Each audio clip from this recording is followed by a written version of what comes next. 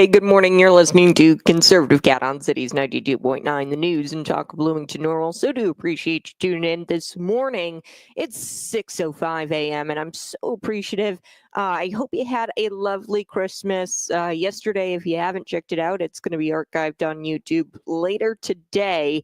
It's going to drop. It's the Book of Esther. I did a Christmas special on the radio, and we talked about the Book of Esther and how she saved the Jewish population from annihilation. And it's a really compelling story, and it's kind of timeless because we're dealing with the same stuff in present day. So in biblical times, it was a high-ranking bureaucrat, Haman, who created a decree. Uh, doesn't that kind of sound familiar? A high-ranking bureaucrat who created a decree, and the king didn't know, the elected official didn't know, although I don't think the king was elected at that time, but the guy who was supposed to be legislating didn't really know what the high-ranking official did, and he created a decree. It was basically a purge of all the Jews on one day, and Esther stepped in, and she got King Xerxes, the king, to kind of issue another decree that allowed the Jewish people to defend themselves. So it's an incredible story. Go check it out on YouTube. It will be there later this afternoon. It's going to drop. So we've got so much to get to this morning. First, I do want to talk a little bit local news this morning. I want to talk about who Abby Scott is. A lot of you have had questions about Abby Scott and about these local elections. We're getting closer to January. The municipal election is actually April Fool's Day. And you've got to be a fool if you're not going to go out and vote. Clearly, a lot of you actually don't vote. A lot of people don't vote during the consolidated elections, and you have to. Last election, I think it was like 21.8% of registered voters decided to show up last mayoral election. So that was the election of April 6, 2021. Only 21.8% of registered voters they bothered to show up. And you had 40 days of early voting. Like, you got to go vote in these things. These are very, very important. Local elections are very important. And we're going to talk a little bit about Abby Scott, who's running against Abby Scott, and who Abby Scott is. Also, this hour, I want to talk about this woke state. Go ahead, text me if you can try to guess what state it is. What woke state just created what's called a sanctuary toolkit ahead of the Trump deportation plan? Yes, they're giving toolkits to illegal immigrants to try to get them ahead of this Trump deportation plan, and this toolkit is supposed to help them avoid deportation. And next, so the boxer, his name is Imane Khelif. I've talked about him before. He's the guy who punched that woman in the face, and he actually just beat more women again for more titles. He beat this women for this third place. The outlet AP, they voted for this man to be the female athlete of the year, and he got third place for the female athlete of the year, which is just disgusting if you ask me. This guy has no problem punching women in the face and just totally taking them out in the boxing ring. I've talked about him before. There was a lot of rumors about how he had both genitalia, how he was a man and a woman, and he had both. That's just not true. He's a man through and through. He's XY chromosomes, and he likes to get into the boxing ring and punch girls. So we're going to talk about, and we're also going to talk about this Democratic lawmaker. She's saying that she is fleeing Congress. She's not running for re-election. She announced this a while ago. So this is clearly like a PR stunt. She probably wants a gig on MSNBC, but she's coming out and she's saying that she's fleeing Congress. She's not running for re-election. Although she announced that months ago, even prior to Donald Trump winning the election. But now she's coming out and she's talking about how she's fleeing Congress because Donald Trump tried to kill her on January 6th. Yes, all of this and more ahead on Conservative Cat. Let's start with Abby Scott. So Abby Scott, you need to know this because I don't like this, and maybe you guys can chime in on the stream, on the comment section, and text message 309-451-9299. Chime in. what do you think about husbands and wives serving on government county boards together and city councils together? What do you think about that? It's nasty to me. Like, I just think that it just screams corruption. Okay. Local elections are April 1st, like I said. BLN News, they've got this story. If you want to go check out the pictures, I'm not lying to you, of Abby Scott on her front lawn. She's a radical leftist. She, has a Black Lives Matter sign in her yard.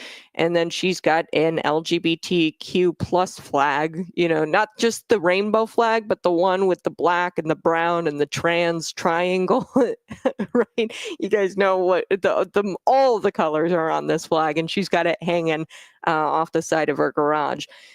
So that's who Abby Scott is, a radical leftist.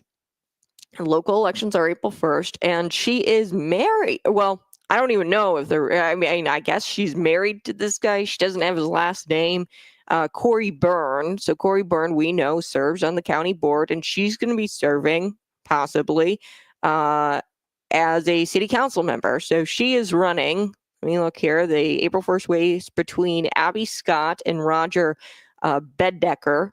Roger Beddecker is running for City Council Ward 9 in Bloomington. Text me, let me know if you live in Ward 9. But she is a radical leftist, and she's going to be serving on this board. We already have spouses, Cody Hendricks, Eric Hansen. These two gentlemen, they serve our government. We already have two spouses, right? Cody Hendricks I think he's running for mayor now. Cody Hendricks is. And you've got Eric Hansen. He serves on the McLean County Board.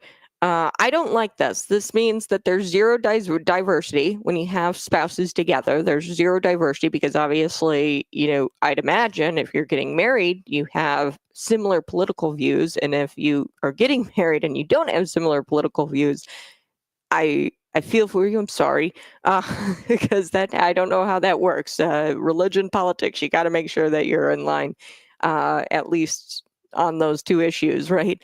But obviously, there's no diversity because you both have the same politics and religion, likely, and you think the same way to a degree because otherwise you wouldn't have gotten married, right? But also, are you going to vote against your significant other, against your spouse while serving on the county board or while serving? Are you going to vote in favor of resolutions or ordinances that your spouse have drafted up just because that's your spouse's, that's your spouse's direction?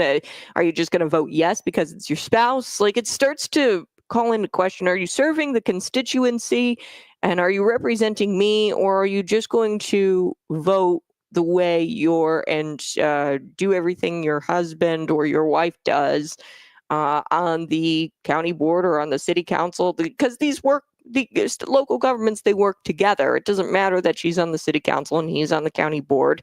It all works kind of together. There could be a situation where the city of Bloomington drafts up an ordinance that, is deemed unconstitutional or something. The town of Normal does that stuff all the time. They said that you couldn't put, 4x4 signs in your yard or something like that. And then, the county government has to weigh in on that issue, or the county government should weigh in on that issue if the city of Bloomington is being unconstitutional, or if they have an ordinance that impacts McLean County. There's all kinds of situations that I could think of where this is a conflict of interest, having spouses serving in local government like this. Now, what you need to know about Corey Byrne, also a super radical leftist. Now, at one point, Corey Byrne, just to tell you how radical this guy is, Corey Byrne had his pronouns listed in his Facebook name. Like, how you put your name in Facebook? He actually listed his pronouns. So it's Corey Byrne, he, him, McLean County Board District 10. So he put his pronouns in the Facebook title of his name, like in the Facebook profile name. That's radical. Who's running against Abby Scott? You need to know this. This is Roger Beddecker. His wife and his 2 children attend Unit 5 schools. He served in a variety of roles at State Farm since 2006, and he holds a bachelor's in organizational management from Ashford University. His wife, Rachel, an Illinois State alum, is an executive with 10 Tech Enterprises, and they volunteer with multiple charitable organizations. His campaign, Roger Bedecker's campaign, is focusing on these 4 key issues. Are you ready? Reducing taxpayer burden. Love it. Promoting economic development, addressing aging infrastructure, and keeping residents safe. That's a big one. So he believes in fostering a sense of community, ensuring that every resident's voice is heard. I don't think your voice is going to be heard if you've got, Abby Scott there. Perhaps, Corey Byrne and Abby Scott, they live together. I'd imagine they're husband and wife. And that's just a conflict of interest, because are you going to do what's best for the people of the city of Bloomington, or are you just going to vote in a way that benefits or adds to your husband's political career, or vice versa? Is Corey Byrne going to vote in a way that benefits his wife's political career? I don't like it. I think it's icky. And we already have Eric Hansen and Cody Hendricks. They're already serving local government, and their spouses. I'm sorry. I know that sounds, maybe that's like a hot take, but go ahead, text me 309-451-9299. All right, let's get into this story. Unclear why so many officials are so dedicated to protecting the illegal status of people. I don't know why officials are so dedicated to, harboring illegals and conducting illegal activity, because that is illegal activity, harboring illegal aliens here who broke federal immigration law. They're so hell-bent on protecting their illegal status. But Oregon, they have decided that the best way to use their resources is to create a sanctuary toolkit. Yes, because that's what woke people do. They've created now a toolkit ahead of the Tom Homan, their illegal immigration crackdown. We know that's coming, and the Oregon Attorney General has created this sanctuary toolkit. Well, what is a sanctuary toolkit? According to Fox News, Oregon's top law enforcement officer, the Attorney General, rolled out what she called the Bilingual Sanctuary Promise Community Toolkit. Aw, didn't it sound so sweet? It's not. To help residents refresh their knowledge on the state's relevant laws. Wow, I think that's hilarious. She calls the illegal aliens residents. By residents, she means people who broke federal immigration law and should not even be here. That's what she means by residents when she refers to the residents. We want to help residents and refresh their knowledge of our laws. Quote, this is what the Attorney General, her name is Ellen Rosenblum. Every person has the right to live, work, play, and learn safely in Oregon, period. She said this in a statement surrounding the toolkit that she had created and released. She goes, that's what she said. So what if protecting someone you're protecting someone who broke federal immigration law? What if somebody breaks the federal immigration law and then jeopardizes the safety of legal residents? And the one situation in which I'm thinking of happened right here in Illinois. Gabriel Calixto, Springfield, Illinois. He allegedly murdered this girl, stabbed her to death, Emma Schaefer, and was on the run. We don't even know where he's at. I can't find an arrest record for him, nothing. He might have fled to Mexico. Federal authorities believe he fled to Mexico. Now, prior to that, he kidnapped a different girl. He was here illegally. And what happens when you're protecting these people who break the federal immigration law, and then they also not only just jeopardize the safety of these legal residents, but go after these legal residents, Lake and Riley, and kill them? Who has more of a right in that instance? I think it's the legal residents. I think it's the people who actually are citizens and didn't break federal immigration law. All right, I do have to take a quick break, but you're listening to Conservative Cat on Cities 92.9, the news and talk Bloomington Normal. Find me on YouTube and Rumble and subscribe today. Hey, go ahead and smash that like button. I'm going to share this with you, actually. This is on BLN News. You guys can go ahead and check out the photos. But who is Abby Scott? Who is Abby Scott? I think you guys are going to really like this photo. What do you think? I really want to know what you think about, husbands, wives serving in local government. I really don't. I don't think that's. I don't think that's good. I think it's bias. I think it just could breed problems. I don't think that it's a good thing. And maybe that's a hot take, but I really don't care. I think that I mean, there's no diversity. Number one, we know that there's no diversity, but then also there is a door there that could be open for corruption, right? To you, of course, you want your wife or your husband to advance their political career, and if they've got a messy vote or if they've got a messy ordinance up there, and you're expected to comment on that as a government official, as a local government official, and he might not be voting on her ordinances that she drafts up, but they definitely matter to the residents of McLean County. And those are his constituents. Like, he's got constituents that are the same as Abby Scott. He's supposed to be representing people in his district, his county board district, and I'd imagine they live together. So she lives in that district, and his constituency, and so she's going to have constituents that are within his board district, likely. And, I just think that that's a conflict of interest. Electing another spouse duo means absolutely no diversity. We already have a spouse duo. That's Cody Hendricks and Eric Hansen, their spouses. And there's already zero diversity, right? I mean, these people who claim that they want diversity. Okay, you're going to have people who live in the same household serve in all facets of our local government. I mean, that's not cool, because clearly they all have the same political beliefs. So you're not for diversity, at least of thought or political belief. This is, I'll share this one with you now so you know who is running against Abby Scott. This is Roger Bedger. Beddecker. And yeah, I mean, I think that if you don't want radical leftists on your county board, then you need to get out and vote. Okay. 21, what did I say? 0.8% of citizens voted in the consolidated election. That was, I believe, the last time the mayor was up, the Bloomington mayor was up.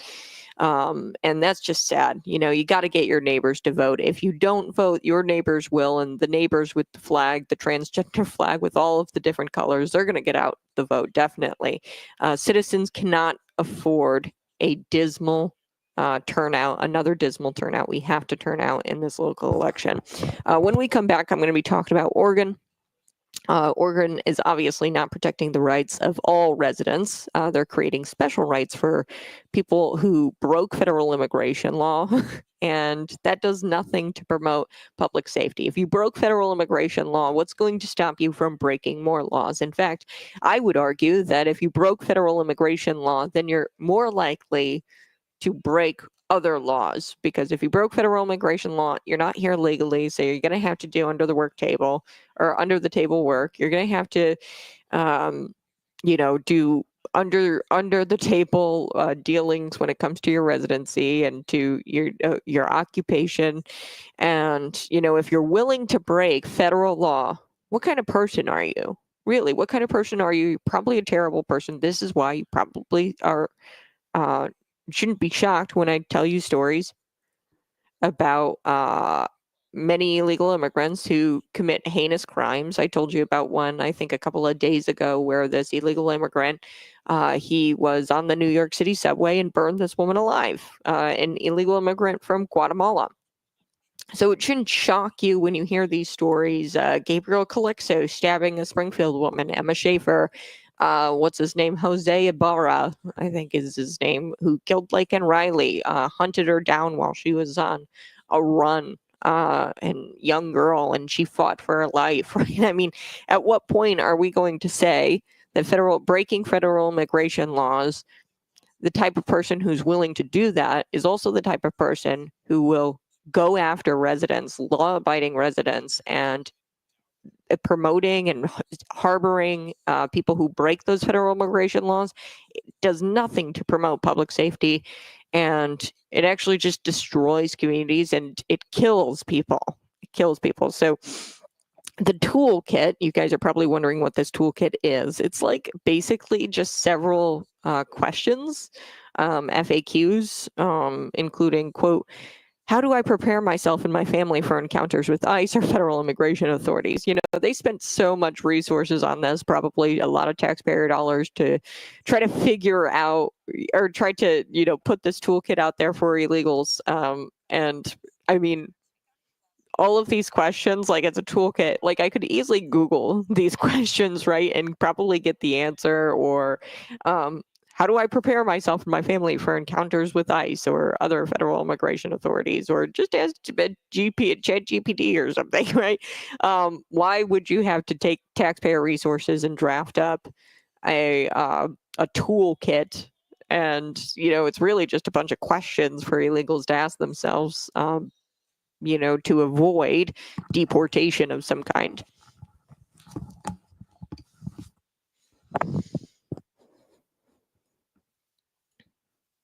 Hey, good morning. I'm live on YouTube, Facebook, Twitter, and Rumble. You guys can go ahead and find me, subscribe to the show, Conservative Cat, on Cities 92.9. Now, before we took the break, I was telling you a little bit about the Attorney General, Ellen Rosenblum. She says every person has the right to work and play and learn safely in the community, right? Every person, even if you broke federal immigration law. And she created what's called a, quote, bilingual sanctuary promise community toolkit to help residents. They spent taxpayer money on this, and this is a toolkit ahead of the Trump-Homan illegal immigration crackdown. We know that that's coming. And what's really bothering me is that, you know, you created this toolkit for the illegal immigrants and, you know, okay, whatever. What happens when somebody who breaks federal immigration law, the Gabriel Calixtos, the Jose Ibarra is the guy who went after Lake and Riley, the guy just a couple of days ago who lit a woman on fire on the New York City subway. He's an illegal immigrant from Guatemala. What happens when those people, they break federal immigration law and then they start jeopardizing not just the safety, but killing legal residents? Who has more of a right in that instance? I'm going to go out on a limb here and I'm going to say that the legal residents have more rights than those people in those instances. And that's what Donald Trump and Tom Homan are talking about. They say we're going to carry out mass deportations and we're going to address the Jose Ibarras. We're going to address the Gabriel Calixtos first, the people who have committed heinous crimes. And they did that after they broke federal immigration law. And I was telling people on the stream, look, this might be a hot take. I don't care. Federal immigration law, if you broke federal law, what kind of person are you? You're not a good one. And the likelihood that you're going to go out and commit more crimes after you've broken federal immigration law, because it doesn't get much worse than that outside of murder. Okay.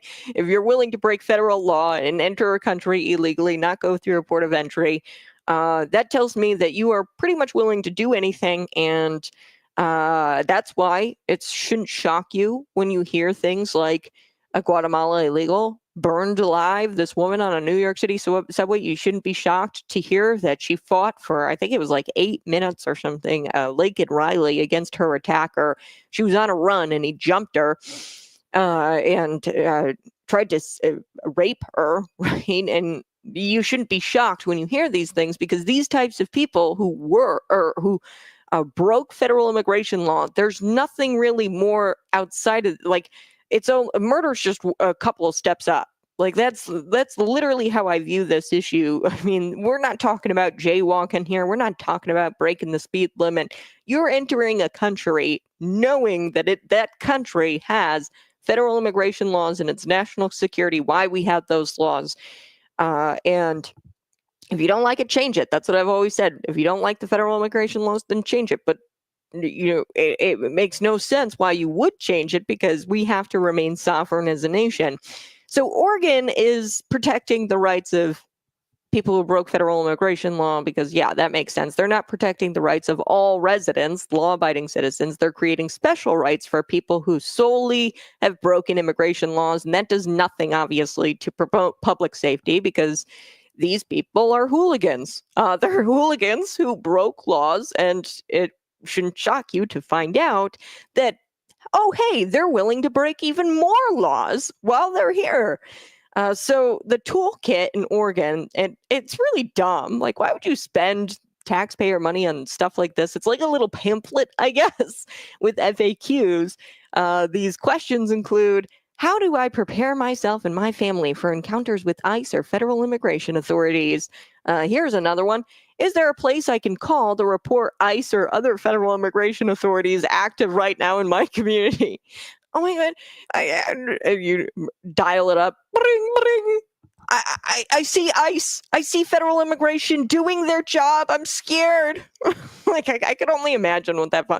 I'll tell you, it's a lot of white liberal women who are making those phone calls. Remember the, what was it, the COVID snitch line that Tim Walz set up in his state if they were breaking social distancing rules? Then you could call into the snitch line. I think this is hilarious. Another question, after an encounter with ICE or other federal immigration authorities, what information should I write down? I think this is all kind of stupid. I mean, you could probably Google a lot. Like, if you're an illegal immigrant, I bet you could probably Google, like, how to avoid ICE or something. Or, oh, I don't know, talk to your illegal buddies. They probably have avoided ICE. Why spend taxpayer money on stuff like this? This is so silly. Here's a way to avoid ICE. Don't come to the country illegally. There, I answered it for you. You want to avoid the federal immigration authorities? Don't break federal immigration law and you'll be just fine. All right, so unclear how this is legal to be harboring and using taxpayer dollars to harbor illegal aliens and help them avoid federal law enforcement. Think about that. I mean, it's just a serial killer, right? What's next? Are they going to create toolkits for serial killers? Here's a toolkit of how to avoid the authorities, the FBI, if you're a serial killer, right? I mean, that's essentially what this is.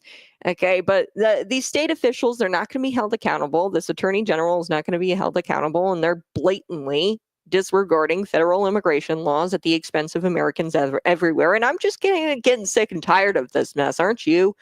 I mean, is she too stupid to understand the Constitution? Does she not believe in it?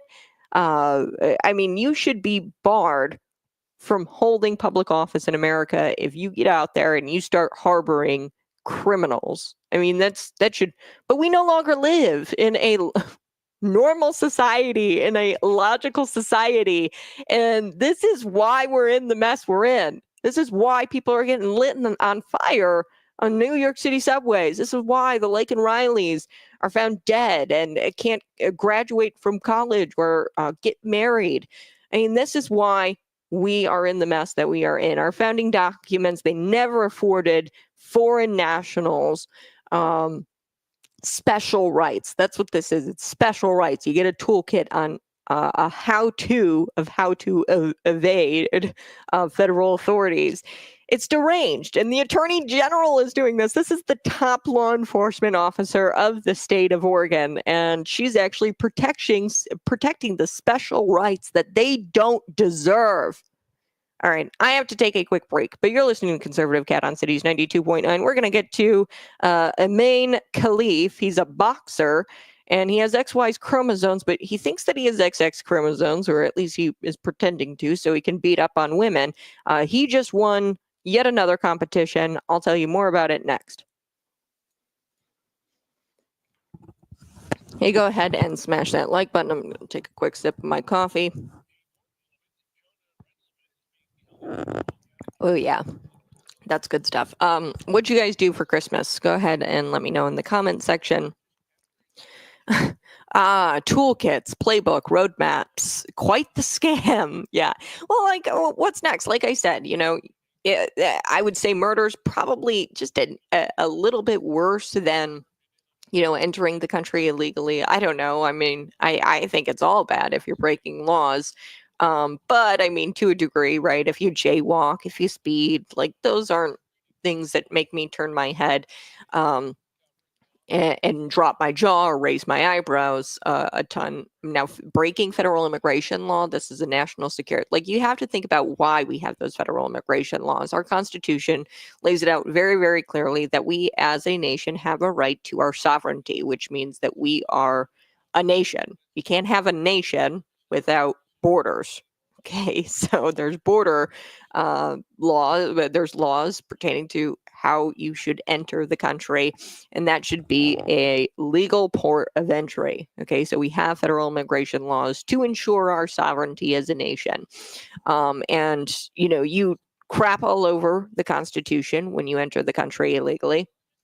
And it's not like, it's not even shoplifting, right? A bag of candies off of the shelf. Okay, this is somebody who's willing to jeopardize or to skirt our national security and to skirt our sovereignty and to just crap all over our Constitution. And the reason why we have federal immigration laws and protection around our state or around our United States, around the country via a border. I mean, somebody who's willing to do that tells me that you're not a really great person. And I won't be shocked to find out that you're breaking more laws. Oh, you're working under the table. You're not paying your taxes. You're going out and you're stealing things, probably because you can't find a job that'll hire an illegal immigrant and you're out in the store stealing things. Oh, you've murdered somebody now. I mean, this shouldn't shock you. It's a progression, right? First, they start with the crossing the border illegally, and then they progress to more crimes or inevitably have to commit more crimes in order to function. Panhandling, loitering. A lot of illegal immigrants are out there so trying to get money from legal residents going into grocery stores. I'm sure you've seen them. They're trying to take your money so that they can live because they can't find an occupation because they've entered the country illegally.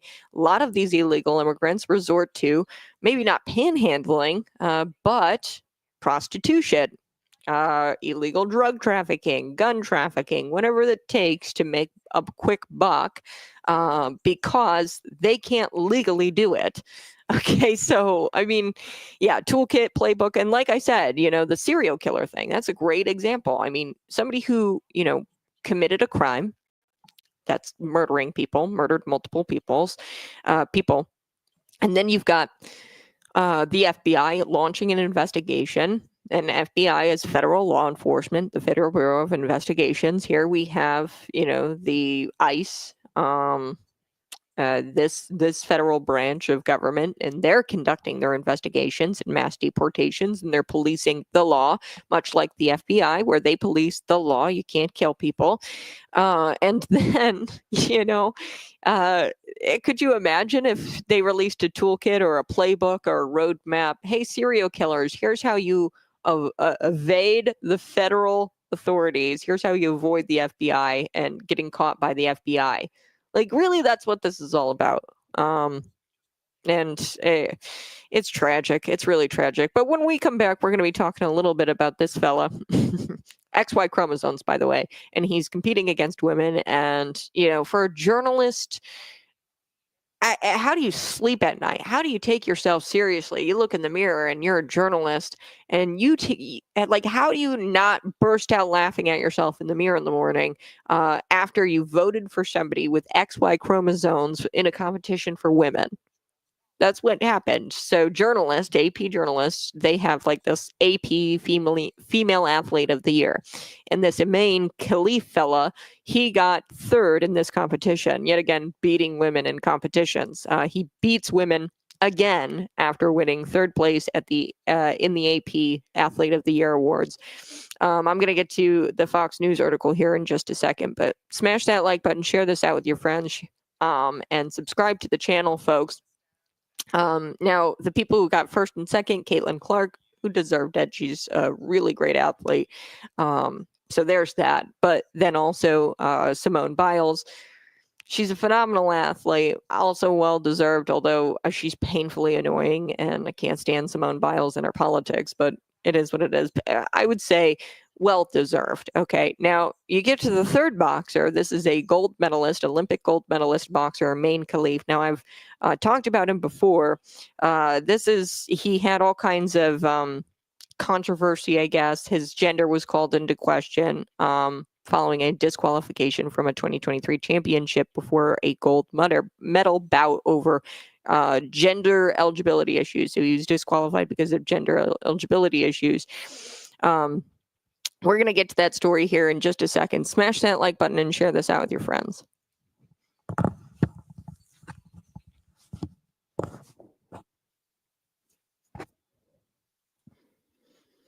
Woo! Hey, good morning. You're listening to Conservative Cat on Cities 92.9, the news and talk Bloomington Normal. So do appreciate you tuning in each and every single morning. We're going to get to this story. Imane Khelif. Now, remember, he is the guy, he's the boxer who beats up on women.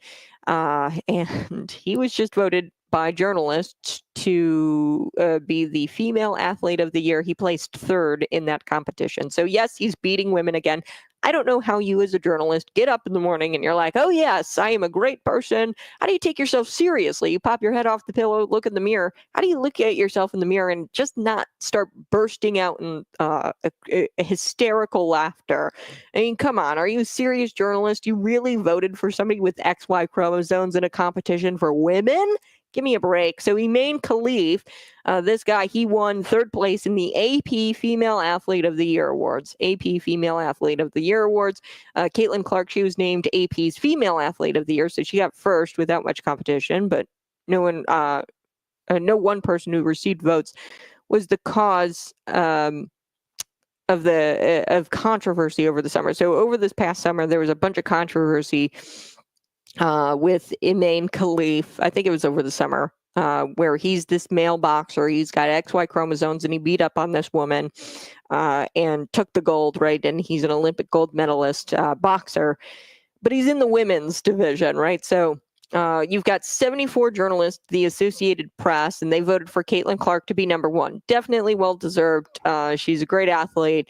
Simone Biles, number two. Clark received 35 votes. Olympic gymnast Simone Biles received 75 votes out of the 74 sports journalists. They're sports journalists from the Associated Press, by the way, and their members all voted on this award. Caitlin Clark deserved. Simone Biles, painfully annoying, can't stand her politics, but also well-deserved. She's a good athlete. Now, the Olympic gold medalist boxer, his name is Imane Khelif. He was third. And he got 4 votes. Now, there was a time, it was obvious at the time that this guy was a man. Okay, it's undeniable that he's a man. Okay, now there was a little bit of confusion and rumors about how this was a man and a woman. That's like 0.1% of the population where you're born with both genitalia. There was a rumor that he was had this disorder, and all of that is fake. We find out later that yes, he is a dude, and he continues to beat up women in competitions, in boxing competitions. And these competitions are supposed to be reserved solely for women. And I don't know why we entertain this sanity. It's literally a guy who wants to enter into a women's competition, a boxing competition, so that way he can beat up on girls who have no chance of beating him in the ring. So Khelif, he qualified for the Paris Olympics, but Khelif's gender was called into question following a disqualification from the 2023 championships before a gold medal bout over gender eligibility issues. So the IBA president, Imane Khelif is his name, said the boxer had, quote, XY chromosomes, which are associated with biological males. Even cavemen, they would have understood this. This should be mocked. This level of absurdity should be mocked to the highest degree. And these people need to be mocked into oblivion. The people who voted for them should be laughed out of their positions. I don't know how you, as a serious journalist, wake up and you are like, yes, I voted for a man in a women's competition, female athlete of the year. They have proven that they are beholden to wokeness. These journalists who voted for the guy, you are beholden to wokeness rather than reporting the truth. The truth is that he's a male. He punched a woman in the face. It was a really heartbreaking story. I forget her name. She talked about how she loved boxing, and she boxes for her dad, and she was pummeled in the ring with this guy. And the worst part is that these reporters essentially condone the fact that this dude has no problem punching women. And to say that's deranged and reprehensible, it doesn't even begin to describe this. This is bad. Where they just voted for this guy um, to be the female athlete of the year. He got third place with 4 votes. But 74 sports journalists in the Associated Press voted, and you've got 4 of them at least who think that this guy or condoning this guy punching women in the ring. All right, I do want to shift gears. We are going to get to this story. I told you about a Democrat lawmaker who is resigning from Congress, which she had announced her resignation like months ago, prior to Donald Trump even winning, that she wasn't going to run for re-election. This Democratic lawmaker from New Hampshire, her name is Ann Kuster, and she, says that she's leaving Congress now because it's in part due to Donald Trump trying to kill her during the Capitol protests on January 6th. That's hilarious. We're going to talk about it. Really, what she's doing is she's trying to get an MSNBC gig or some sort of CNN gig, a CNN contributor gig. That's what this is all about. That's why she's coming out now and saying all of this. Although she announced her leaving and her departure months ago, prior to Donald Trump even winning. So she's coming out with these comments now to just kind of uh, get some PR and get the MSNBC people to think, oh, she'd be great on our show. She says that Donald Trump tried to kill her. So we're going to get to that here in just a moment. You're listening to Conservative Cat on Cities 92.9, the news and talk of Bloomington Normal.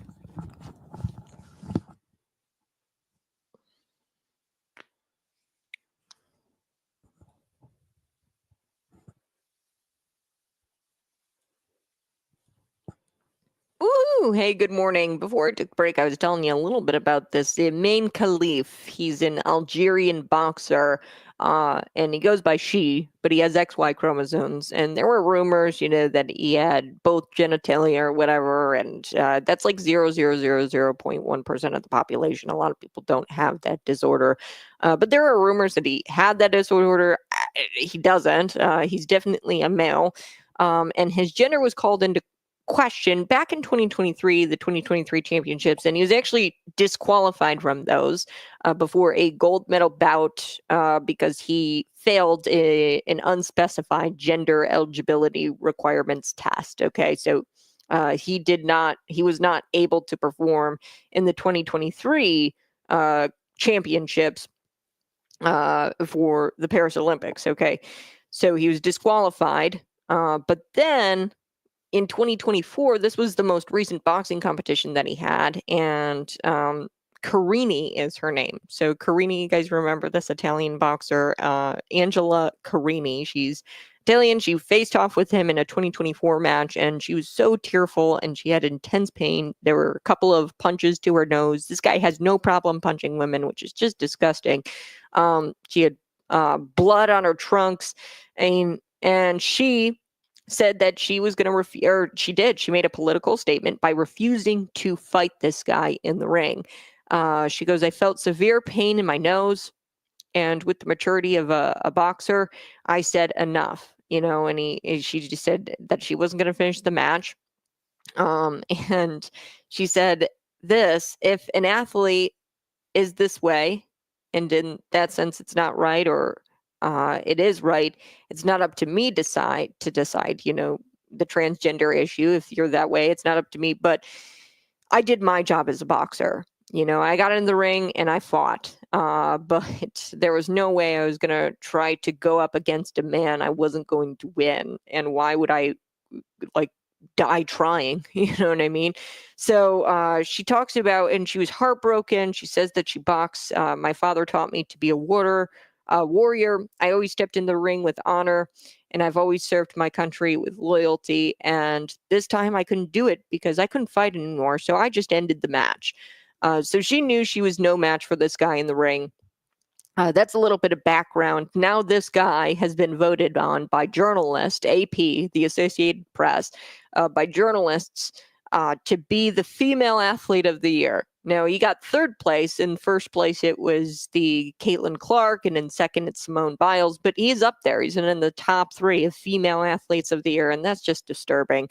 I mean, how do journalists take themselves seriously? You wake up and you look at yourself in the mirror, and you're like, yeah, I voted for a man to be a female athlete of the year. You got to be kidding me. And this just goes to show you that they are not beholden to the truth. They could care less about reporting the truth, and they are beholden to this religion of wokeness. I do want to talk about Ann Custer at the top of the hour.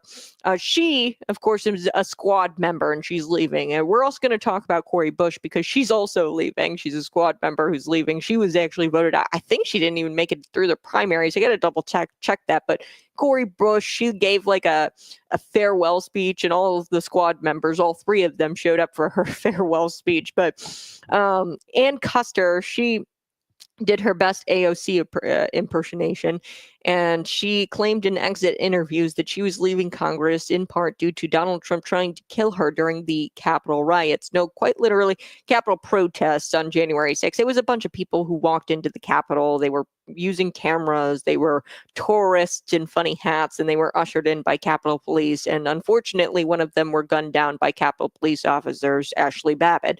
But that's not today's story. Today's story is about how Ann Custer says that Donald Trump tried to kill her. Yes, so she made comments with both Roll Call and Boston Globe. So these are outlets. She made remarks.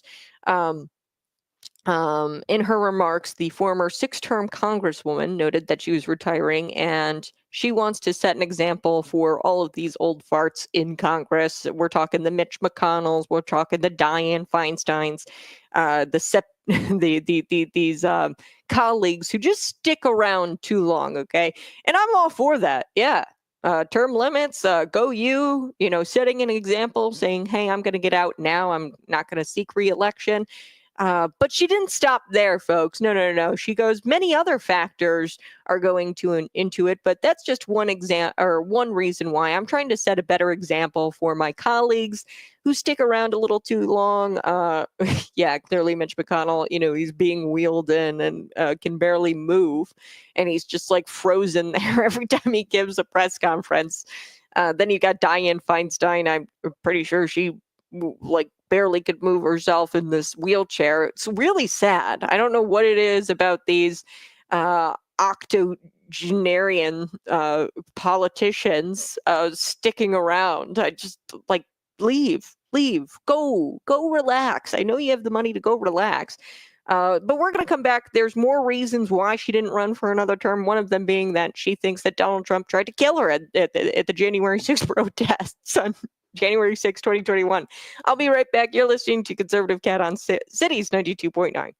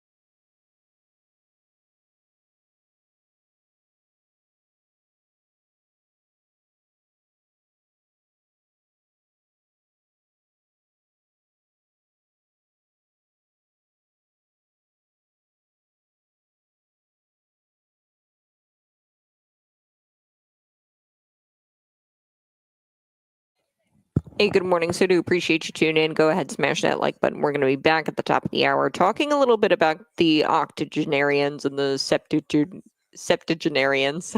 Try to say that. Septuagenarians, these colleagues who stick around too long. What's one of the name one? Dick Durbin for me. I can't stand Dick Durbin. You got to get out. Sorry, pal. You're sticking around way too long. You've overstayed your welcome. You got to get out. Dianne Feinstein, Mitch McConnell. I mean, the list goes on and on. So I wouldn't be upset if this was the only reason why she was leaving, that she wants to set an example and do term limits, I really like Dan Calkins. So Dan Calkins, was a state representative, former state representatives, and he term limited himself. He said he was only going to serve a couple of terms, and that's what he did. And then he left office. That's what you should do. That's the right thing to do. You don't want to serve because that's not diversity. That's not.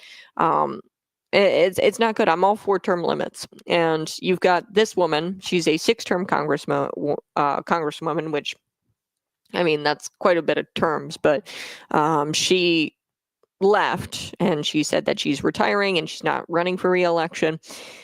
But there's more reasons as to why she's not running for re-election. It's not just because she wants to set an example. It's because Donald Trump bad. She was one of the last members in Congress in the gallery on January 6th. And there's security footage that shows about 30 seconds from when she was able to evacuate and, quote, when the insurrectionists were in the hallway hunting for us with zip ties and bear mace and who knows what else. Oh my God. So she actually thought this is AOC crying at the border, right? Remember that infamous photo? Let me try to pull it up. It's drama. These people are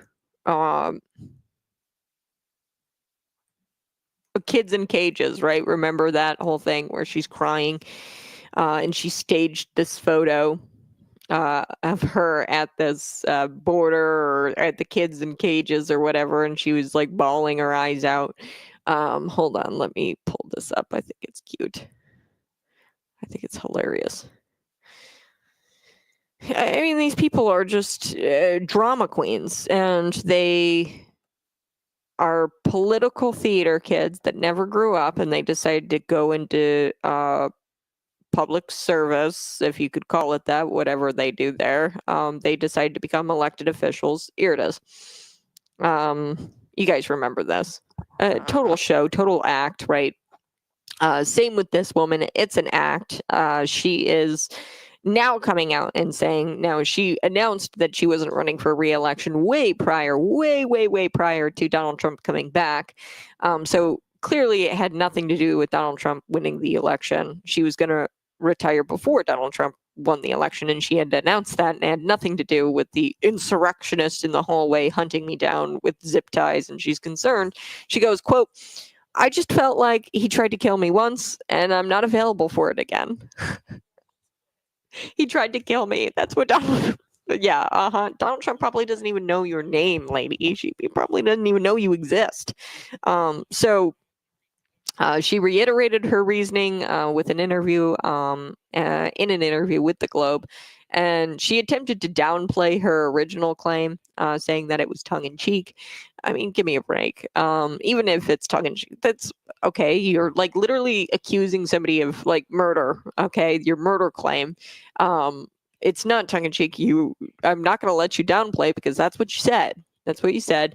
And he goes, I've somewhat facetiously said that he tried to kill me once. I'm not available for that again. So she's trying to downplay what she had said there. Clearly, this woman is deranged.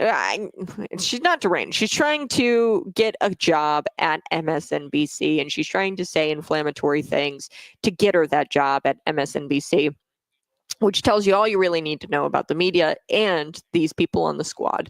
That's what this is all about. They know that they want a job in media. They know that they want a job with MSNBC once they're done in Congress. And that's why they're so inflammatory. That's why AOC is staging this crying, kids in cages nonsense. That's why you've got Cori Bush screaming. I'm going to get to her. She's leaving as well. I think she lost her primary. Hold on.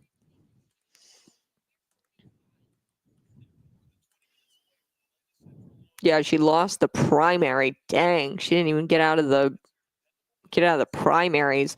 That sucks. No, she says that it's because of APAC, which is this organization. And I'll get to it. It's a pro-Israel organization, and they funded her candidate or her opponent in the primary. And she says that that's the reason why she's no longer a member of Congress, and that's why she lost her primary, is because they put money against. No, likely it's because you're an anti-Semite, and most of your constituents are actually Jewish, and they realized what an anti-Semite you were because you were calling for a ceasefire and not allowing the Jewish people to defend themselves.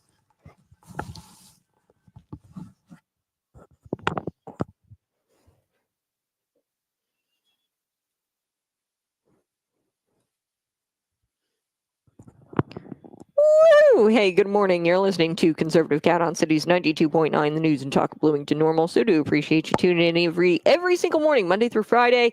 I hope you had a lovely Christmas. I hope you're, hanging out with family maybe a little more this week and unwrapping some of your presents, and maybe you're a parent and you're putting together a lot of toys this Christmas. I remember when I was a kid, that was what we did the last 2 days after Christmas. We just opened up all of our toys and had Dad assemble them all. And he was a very busy guy for a couple of days. But hopefully you're off. Hopefully you're enjoying your Christmas week. And, I'm excited for the new year. I've got a show planned. I'm really excited. We're going to go through top stories of the year, specifically Illinois-related stories. And I'm excited for that. Now, this is a good story. I think that this is going to make it for top story of the nation, maybe. I think it's hilarious. This woman did her best AOC impression. Now, you guys have to remember, I always say this, people in the public sector, they're losers from high school. Okay, that's all you really need to know. I've seen it. They like to drink. They like to act like they're in a frat a party or a sorority. That's really what it all is. It's a frat party every single day or a sorority party every single day. These people didn't want to grow up and, I don't know, make something and then make money from producing something, either a good or a service. Okay. And they are lazy. That's people in the public sector. And typically, those are the people from high school that kind of sat by themselves at lunch. Maybe they were theater geeks. Now, I'm not saying all of them. I love the theater, but they grew up and then they are completely lazy and don't want to make anything and actually make money. They want to take money. Okay, that's what these types of people are like. Just to their core. So AOC, she is a theater geek through and through, okay? And she did her impersonation. You guys remember her at the border where she's crying about the kids in cages, totally staged. And then you've got Ann Custer here, and she did her best AOC impression, and she claims in exit interviews now, because she's not running for a re-election, she's leaving Congress, in part because, quote, Donald Trump tried to kill her. Yes. Donald Trump tried to kill her during the Capitol protest on January 6th. She made these comments both with the roll call and with the Boston Globe. So she made these comments several times. And here's what it is. At the end of the day, it's because she wants an MSNBC gig.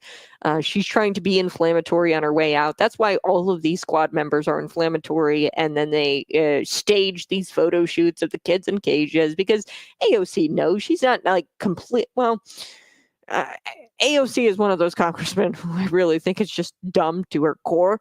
But she knows that, she's not going to be in Congress forever. And really, this is just a stepping stone for her career in MSNBC contributor or CNN contributor. And that's why she's always inflammatory. She loves being in the public eye. She wants to be an influencer. That's what she is. Okay, because she's lazy and she doesn't want to do anything. And being in Congress takes work. And eventually she'd like to take a step back and just make social media videos. And, that's what she wants to do. And she has no interest in actually serving the public. She is a self-serving individual, much like Ann Custer. She made these comments in her remarks, the former 6-term congresswoman. So she served 6 terms. She also said that she was trying to set an example for her octogenarian and septuagenarian colleagues. My favorite octogenarian politician, not really, but Dick Durbin, he's got to go. I mean, he's overstayed his welcome, folks. Who is the worst octogenarian politician in your eyes? Is it Mitch McConnell, Dianne Feinstein? Who is it? Who stuck around too long? Nancy Pelosi. Nancy Pelosi's up there. Dick Durbin's pretty bad though. He's a big guy for big pharma. So she said, I wanted to set an example. I'm all right with that. Yes, term limits, set an example. Dan Hawkins did that. He's a state representative and he term limited himself and he did what he said and he was only served a few terms and he was out. So she decided not to run another term. But here's another reason why. Quote, and there is a part of it related to Donald Trump coming back. That's what she says about the re-election. She goes, and part of me, it's the reason why I'm leaving is because Donald Trump is coming back. I was one of the last members of Congress in the gallery on January 6th, and as it turns out, we have security footage that shows it was only 30 seconds from when I was able to evacuate, and the insurrectionists were in the hallway hunting us down with zip ties and bear mace and who knows what else. I've never heard that. I don't think anybody came with weapons that day. But really, zip ties and bear mace, they were going to zip tie in bear mace. Yeah, give me a break. I just felt like he tried to kill me, meaning Donald Trump tried to kill me once, and I'm not available for that again. That's what she says, quote, in an interview with the Globe, she reiterated her reasoning, but attempted to downplay it. So this tells me that she's definitely exaggerating, and she probably, realizes, you can't accuse the sitting president of murder. But this murder claim, she said it was tongue in cheek. She goes, quote, I said that somewhat facetiously. He tried to kill me once. I'm not available for that again. What we went through on January 6th, which, like I said, a bunch of people in funny hats who walked in the Capitol, they were ushered in by Capitol Police. And actually, if you want to get down to it, the Capitol Police forced those individuals into the Capitol because they were rubber bullets, tear gassing. I mean, there's this one video. It's just so heartbreaking. I talk about it all the time. This J6er got tear gassed just standing there. They weren't in the Capitol. They were tear gassed from behind. And then they were kind of forced into the Capitol because there was this force coming in from behind them. It was the Capitol Police. And this guy gets tear gas in his eyes. And the guy next to him starts pouring water in his eyes because it hurts, it burns. And then this Capitol Police officer grabs the water bottle, throws it down to the ground, and shoves him. I mean, give me a break. And, these were people who were there for a rally. And really, if you ask me, I think that the Capitol Police started it. Hot take, but I don't care. And she goes on, she says, what we went through on January 6th and his attempt to overthrow the government took a toll. People love Donald Trump. Okay. If Donald Trump actually called for an insurrection, I think it would happen. That's how you know that this wasn't an insurrection, because had he actually called for an insurrection, I bet it would have happened. Okay. Over half the country voted for him. And people love Donald Trump. This was not an insurrection. He didn't call for an insurrection. Donald Trump didn't do anything except say, go peacefully and patriotically and make your voices heard, because we all know that the election was stolen. Okay, so that was that. That was really hard. She goes on, she says, not just personally, but my ability to work across the aisle. And that's why I'm seeking, or that's why I'm retiring and not seeking re-election. She announced that she'd not seek re-election to the United States House, get this, back in March. So prior to Donald Trump, prior to Kamala Harris even entering the race, she entered the race in July after the debate. Okay, so prior to Donald Trump actually going up to head with Kamala Harris here, she said that she wasn't going to seek re-election. So there was no indication at the time that Trump was locked to get the White House in March. Like, he wasn't locked in March. It was pretty early on.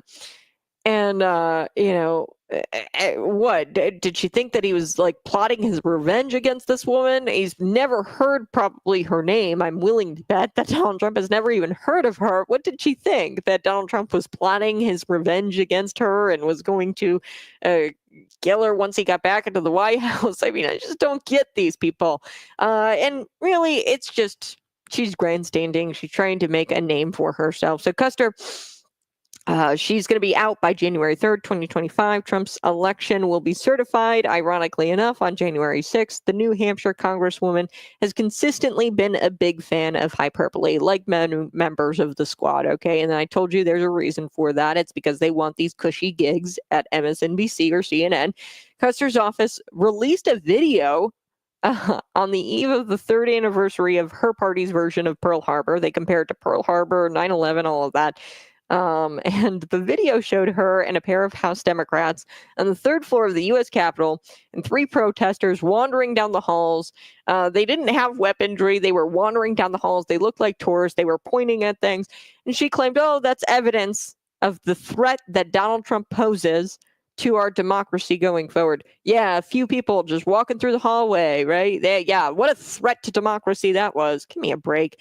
And this prompted her to wonder how close she was to being bear maced to death. She says, oh, they had bear mace and zip ties. They had bear mace. Yeah, you were going to be bear maced to death, I suppose. So she goes, quote, I've often wondered what the hell would have happened. I don't know, rip us limb from limb? You gotta be kidding me with this. And I love that picture of the gallows that they use. I think the Washington Post took a picture of the gallows that were out there. It was literally a 2x4. I'm not saying it was right, but it was clearly not an actual gallows. It was symbolic, right? And they were, here's what she says. What are the zip ties and the bear mace all about? She says they were prepared to take members of Congress either hostage or kill us right then and there. The only person who died that day was a Trump supporter at the hands of a rogue, evil Capitol Police officer who shot her point blank range, and she wasn't fighting him. She wasn't fighting anybody. She was crawling through a doorway. She was crawling through a doorway that had broken glass, and she was crawling through to try to get out. And oh man, this is just craziness. But she goes on, this woman, kill us right then and there, or at least make us go to the hospital so we couldn't have come back to vote that night. Her exit interview with the roll call, the outgoing Democrat lawmaker Custer went on to suggest that Kamala didn't beat Donald Trump because constituents don't follow policy issues that closely. She believes people will be seeing the benefits of Joe Biden's administration over the next 4 years. I love when Democrats say this. And they'll be too ignorant. You're too stupid to realize that Democrats made all of that possible, and it's all because of Joe Biden, these great policies. And it's not because of Donald Trump. Quote, she said, people are going to be driving over brand new bridges and new highways and cutting 45 minutes off of their commute and getting home for dinner on time. And nobody's going to say, oh, thank you, Joe Biden. No, yeah, you're right. Nobody's going to say, thank you, Joe Biden, because we know it's going to be Donald Trump who does all of that. They're probably going to say, thank you, Donald Trump, because, that they don't realize it just takes so long. So that's what she said. She says they're probably going to say, thank you, Donald Trump. Yeah, because it is Donald Trump who implements all of these great policies for our infrastructure and everything else, economy, tariffs, all of that good stuff. And they try to gaslight you into thinking that's going to be, you really think Joe Biden is implementing good policy? The guy doesn't even know where he's at. Who's pulling Joe Biden's strings? That's the biggest scandal, I think, of this year, is that the media covered up his senile cognitive decline. But I've got to take a quick break. Another squad member who's going to be leaving is Cori Bush. She says that the squad isn't going anywhere. The squad's not going anywhere. Okay. And she's heading for the exit. She didn't even get out of her primary, folks. And she says that the reason why was because this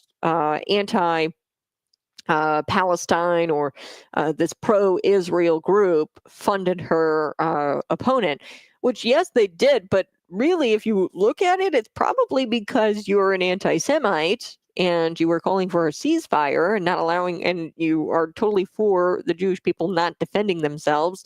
And people didn't like that in your district because guess what? A lot of them are Jewish. These Jewish municipalities, they looked at this and they said, nope, we're getting rid of this congresswoman. She's an anti-Semite.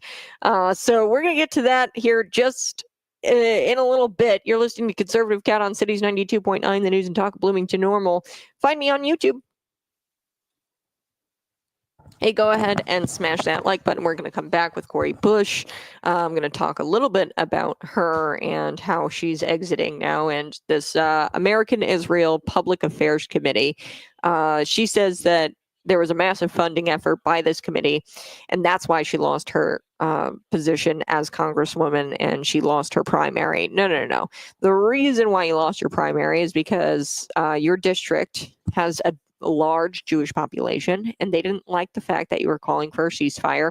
They didn't like the fact that you had anti-Israel, anti-Jewish sentiments, and you subscribed to pro-Palestine sentiments, and people who launched the attack on them. Let's not forget this, okay? October 7th, the Jewish people didn't do anything, and they came in on parachutes, raped women, bombs, everything, and they launched the attack first, okay? So everything that Israel does now is return and its defense. They're defending themselves. So I couldn't be happier that Cori Bush is gone. Everyone's favorite bartender is still going to be around to give Republicans, you and I, endless hours of comedy gold. But because of a pesky thing called the will of the people, a couple of these squad members are going to be sent home. So I'm all for the squad members being sent home.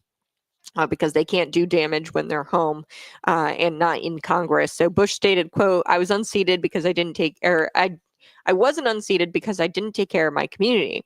We brought in over $2 billion to our district in 4 years. Now she's talking about, the PPP program, the Paycheck Protection Program loans, and obtaining housing. That money was spent on PPP loans and housing. That's interesting because you don't have to go really far into her district to realize that there are empty storefronts, crumbling infrastructure, and people are not thriving in her district. Okay. So to say that, oh, all this money went to, housing, there's homeless people, um, there's crumbling infrastructure. I really want to know where that money went. I'd like to know where that money actually went, because clearly the constituents aren't thriving there. So where did the $2 billion really go? I'm going to be back in just a little bit. Smash that like button, share this out with your friends. You're listening to Conservative Cat on Cities 92.9.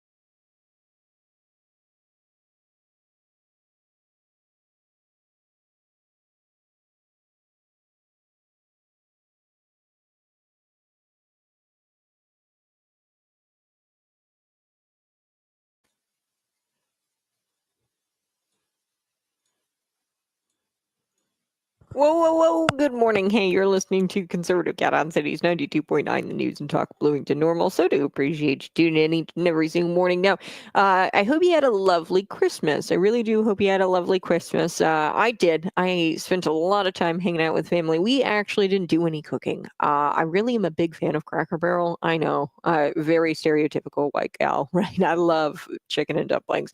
We had some Cracker Barrel for dinner, and it was delicious. We played some Heads Up. I really love that game. It's like for your family get-togethers, if you're still getting together this week, play Heads Up. It's a really fun game, and you download it for free on your phone. I think it's a free app on the Apple store, but I have an Android phone. And I download the app. It's a Heads Up. It's a charades game. It's so fun. I love charades. I also like a euchre card game. Checkers. I'm really into checkers. Now, chess, I get a little bored of. I'm not a big fan of chess. It's difficult and it's hard to remember what all of the pieces do. And I like checkers. It's like the same thing as chess almost. um, but before we took the break, I was telling you a little bit about Cori Bush, because she's on her way out. And she, of course, is leaving the 119th Congress and America, we're sliding into our post-holiday hangover, I guess. We're all kind of like, I feel like there's just no motivation until the first of the year. Once the first of the year hits, then people are like, okay, let's get back to work and let's, return from the holiday. But this time between Christmas and the New Year, everybody's kind of like holiday hungover, is what I like to call it. But the members of the 119th Congress will be sworn in and they're going to get to work, and the Republican majority is going to be pretty razor thin. So we've got a lot of work ahead of us to make sure that razor thin majority doesn't go anywhere, and hopefully we gain more seats in the House and the Senate. I'd love to see it, but what we know is the squad. There is a faction within the Democrat Party, the House of Representatives. There's a faction, and they're known as the Squad, and it's a gang, really, of progressive Democrats. And we all know everybody's favorite bartender, New York's Democrat Representative AOC. She's going to be around to give Republicans endless hours of content. I love watching AOC. It's comedy gold, what this woman comes up with. But there are going to be some people packing up and going home because of a little pesky thing, constituents have. It's the will of the people, and the people ousted Cori Bush. So she's a member of the Squad who's going to be leaving. And I couldn't be happier, although her replacement, the soon-to-be former St. Louis County prosecuting attorney, Wesley Bell, is also Democrat liberal, but she's like slightly less socialist and less inflammatory, right? Cori Bush is always out there screaming. Wesley Bell is slightly less socialist, still a socialist. So I don't know. It's probably still going to be crappy there in that district, but we'll have to give it some time. Maybe Wesley Bell will surprise us. I don't know. But prosecuting attorney, St. Louis County. I don't know. I don't know how well this person is going to be in comparison to, or how much better she's going to be in comparison to Cori Bush.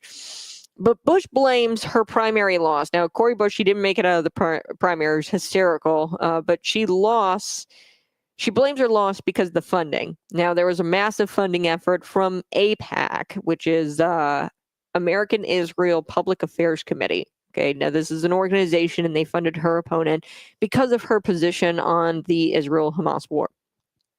Cori Bush, anti-Semite, constantly was talking about a ceasefire, which is anti-Semitic. Okay, to call for a ceasefire is anti-Semitic because you're not allowing Israel to defend themselves. Okay, I do think the war should end, but to call for a ceasefire because there's genocide in Gaza, or that the Israelis are killing innocent Palestinians, that's just ridiculous. I have to remind you, October 7th, it was a terrorist attack on the Jewish people. The Jewish people did nothing wrong. And then you've got these people coming in on parachutes, raping women, destroying communities, bombing. I mean, and they are returning fire. Okay, so to call for a ceasefire is almost anti-Semitic in itself, because you are saying that it's okay that they did this and you should just, not defend yourself.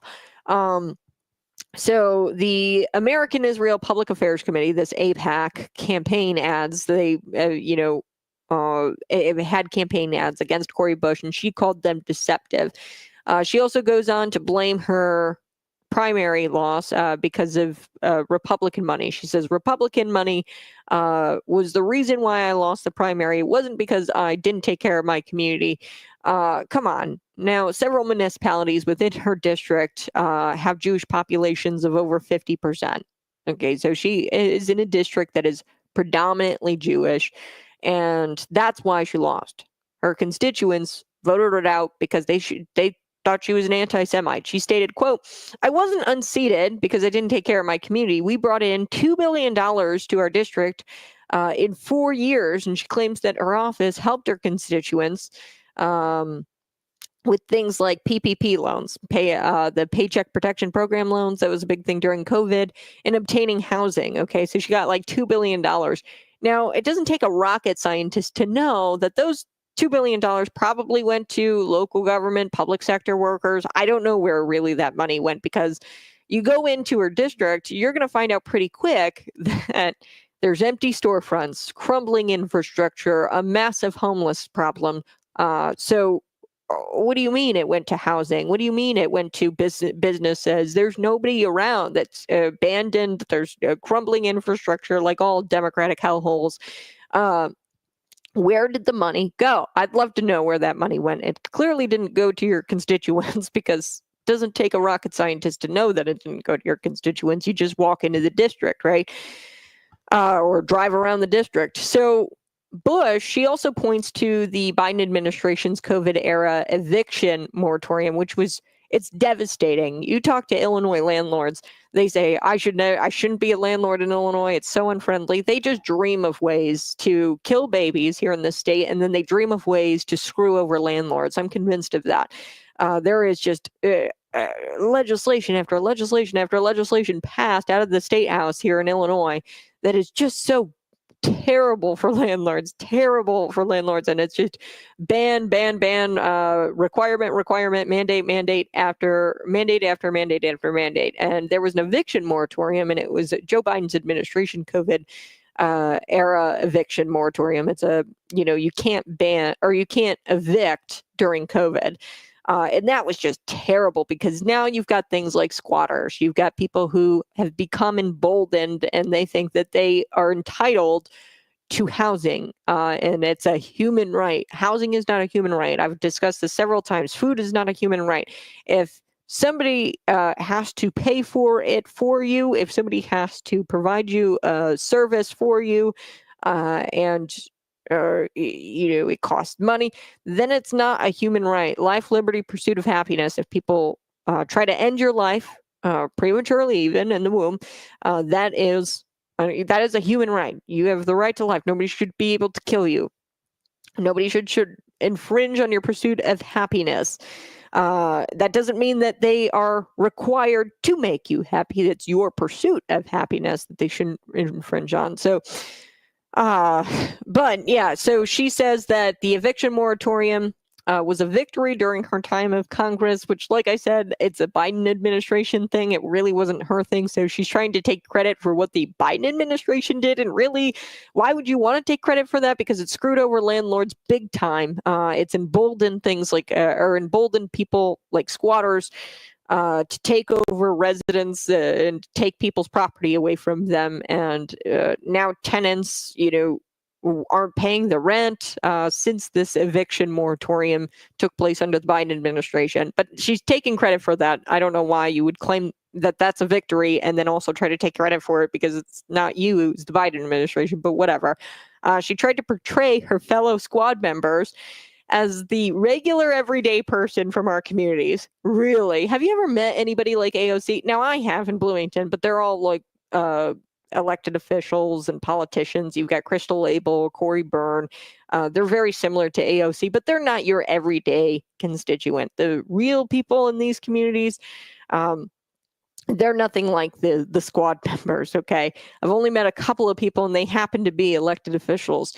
The problem with that is Americans, right, to say that their squad members are just like regular everyday people. The problem with that is that the Americans actually said the exact opposite, clearly, because we all voted for Donald Trump, overwhelmingly voted for Donald Trump and his America First conservative policies. And we soundly rejected things like free healthcare, free education, and this endless list of freebies that progressives like Bush support. We don't support freebies. We support your human rights, life, liberty, pursuit of happiness. Housing is not a human right. Food is not a human right. I know that's a hot take maybe, but not really. So the squad membership is thinning. Cori Bush is on her way out. She says, quote, the squad is going to keep fighting. First of all, the squad is big. So big. And I know we want to make the squad just out to be a few people, but we don't do this work by ourselves. So she says, oh, it's not just a few people. The squad is ginormous. It's we're talking about a few members of Congress here, folks, the squad. Jamal Bowman showed up for Cori Bush's farewell speech. Jamal Bowman, the guy who pulled the fire alarm.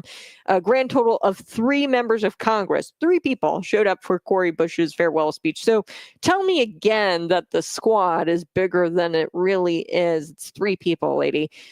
So Bush admits that for Democrats to have a chance in 2026 and 2028, They need to realize that the Americans spoke loudly on November 5th, saying their main concerns are those kitchen table issues like the economy. She also said that she felt that the progressives in the Democrat Party were often shut out. She added that the progressives are not the enemy. We're saying that we are regular, everyday people. No, you're not. Most people don't hang LGBTQ flags with all the different colors in it off of the side of their garage. I'm sorry, but most people don't do that. Only like a handful of people do that. Most people hang the American flag outside of their off of the side of their driveway in their garage. So funny. I think it's hilarious that these people think that they're everyday people and that there's people like them. You're hanging out with maybe 5 people who think like you, and the rest of us Americans, we all wanted Donald Trump and we all want America First policies. Cori Bush, I don't know what she's going to do in the future, but she said Congress is not off the table. Great, great, which means she could possibly run again. I'm going to take a quick break. We're going to come back. I'm going to wrap up my story about Cori Bush, but then I also want to get to, of course, this new report, a report that talks about the Biden administration's involvement here with the Wuhan, China virus. Okay, so we all know that Tony Fauci infamously spent years publicly deflecting blame from China. There's been emails now that have emerged showing that the Wuhan Institute of Virology funder, Peter Daszak, look this up, the emails, right? He had emailed Fauci and thanked him for dismissing the lab leak theory. Okay, so government officials like Tony Fauci went to great lengths to cover up COVID and the origins of COVID. Now there's a new report shedding some light on this question. How deep did this go, and did the Biden administration protect the Chinese? Did they protect the Chinese? And did they try to cover up their involvement in either purposefully, I believe purposefully, releasing this virus? And either way, we know that it leaked out of the lab. Okay. And they were running cover for the Chinese, the Biden administration. And there's a new report that shows that there was lots of people in the federal government under Joe Biden and Joe Biden administration and himself. They covered up the lab leak theory. We know this, but there's a new report now that confirms what we all said years ago, back in 2021, right, when we were saying that it's the lab leak, it's China. What Donald Trump said, China virus, right? They made him out to be a xenophobe or whatever. We all knew that this came from China, and it was their fault, whether that be an accident or on purpose. They were developing bioweapons, which they shouldn't have been doing because I think the Geneva Convention says that you can't do that. But either way, they were doing it. And they covered it up. They kind of ran like cover for the Chinese. I'll be right back. You're listening to Conservative Cat on Cities 92.9, the news and talk Bloomington Normal.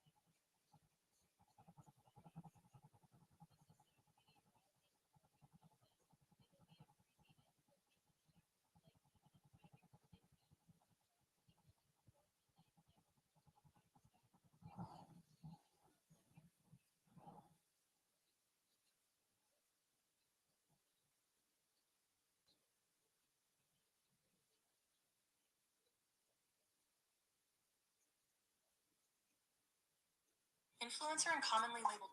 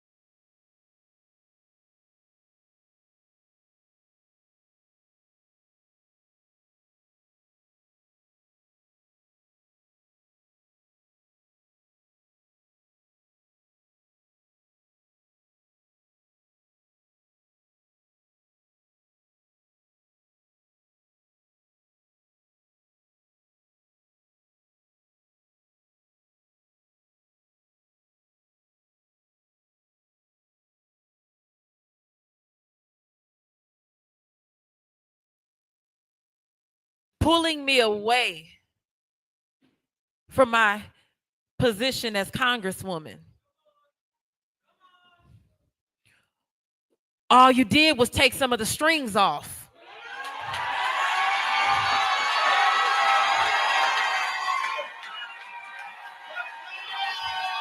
Let's be clear.